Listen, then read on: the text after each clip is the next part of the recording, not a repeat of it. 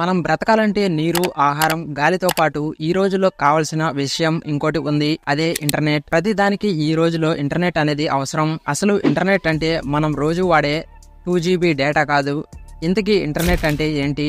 ఎక్కడో జరిగే విషయాలు మన మొబైల్ దాకా ఎలా వస్తున్నాయి? ఇంటర్నెట్ ఎలా పనిచేస్తుంది? అసలు ఇంటర్నెట్కు ఓనర్ ఎవరు? ఈ వీడియోను పూర్తిగా చూడండి. లేకపోతే ఇక్కడే స్కిప్ చేసి టైం సేవ్ చేసుకోండి. పూర్తిగా చూసిన తర్వాత ఈ వీడియో నచ్చితే లైక్ చేసి షేర్ చేయండి. ఇంటర్నెట్ అంటే ప్రపంచవ్యాప్తంగా ఉన్న కంప్యూటర్స్, మొబైల్స్, సర్వర్స్ అలాగే ఇతర డివైజ్లు ఒకదానితో ఒకటి కనెక్ట్ అయ్యి ఉండటం. సరే, మనం ఇంటర్నెట్తో కనెక్ట్ అయ్యి ఉన్నాము, కానీ ఎలా? గాల్లో అయితే కాదు, కేబుల్స్ ద్వారా. మన ప్రపంచంలోని మొత్తం ఇంటర్నెట్ను మనం కేబుల్స్ ద్వారానే యాక్సెస్ చేయగలుగుతున్నాం. కొన్ని కంపెనీలు కొన్ని లక్షల కిలోమీటర్లు కేబుల్స్తో దేశాలను కనెక్ట్ చేశాయి. వాటినే టైర్ 1 కంపెనీస్ అని అంటారు. అయితే ఈ కంపెనీల దగ్గర నుంచి టైర్ 2 కంపెనీలు అంటే జియో, ఎయిర్టెల్ లాంటి కంపెనీలు డబ్బులు పే చేసి దేశం మొత్తం మీద ఉన్న వాళ్ళ టవర్స్ కు కనెక్ట్ చేసుకుంటాయి. మనకు సిమ్లను ప్రొవైడ్ చేస్తాయి. అలాగే కొన్ని వైఫై కనెక్షన్స్ ను ఇస్తాయి. అదే మన దాకా వస్తుంది. మన మొబైల్స్ ఎలక్ట్రోమాగ్నెటిక్స్ వేవ్స్ ద్వారా టవర్స్ కు కనెక్ట్ అవుతాయి. అలా మన డేటా అనేది సర్వర్స్ దాకా వెళ్తుంది.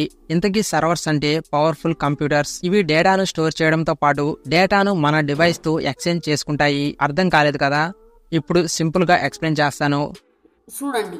ఇప్పుడు మీరు చూస్తున్న ఈ వీడియో నేను అప్లోడ్ చేసినప్పుడు ఈ వీడియో చిన్న చిన్న డేటా ప్యాకెట్స్ గా విడిపోయి ఒకే రూట్ లో కాకుండా ఏ రూట్ లో వెళ్తే స్పీడ్ గా ఉంటుందో ఆ రూట్ లో అవి ఆప్టికల్ ఫైబర్స్ ద్వారా లైట్ సిగ్నల్స్ రూపంలో ట్రావెల్ అయ్యి, అది కూడా ఆల్మోస్ట్ లైట్ స్పీడ్లో నాకు దగ్గరలోని గూగుల్ డేటా సెంటర్స్లోని సర్వర్స్లో స్టోర్ అయి ఉంటుంది. యూట్యూబ్ కూడా ఒక గూగుల్ కంపెనీయే. ఇక్కడ డేటా సెంటర్స్ అంటే కొన్ని వేల సర్వర్స్ ఉండే ప్లేస్. ఎప్పుడైతే మీరు ఈ వీడియోను చూడాలని అనుకుంటారో అప్పుడు మీ డివైస్ చేసే రిక్వెస్ట్తో సర్వర్ ఈ వీడియోను మీకు చూపిస్తుంది. అయితే ఇదంతా ఎలా జరుగుతుంది? ఆప్టికల్ ఫైబర్స్ ద్వారా. వీటి ద్వారానే డేటా అనేది ట్రావెల్ అవుతుంది. ఇక్కడ డేటా అంటే nothing but science.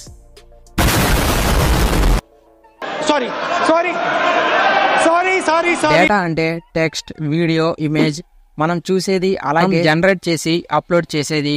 Optical fibres లో లైట్ సిగ్నల్స్ ద్వారా ఆల్మోస్ట్ లైట్ స్పీడ్ లో ఈ డేటా అనేది ట్రాన్స్ఫర్ అవుతుంది.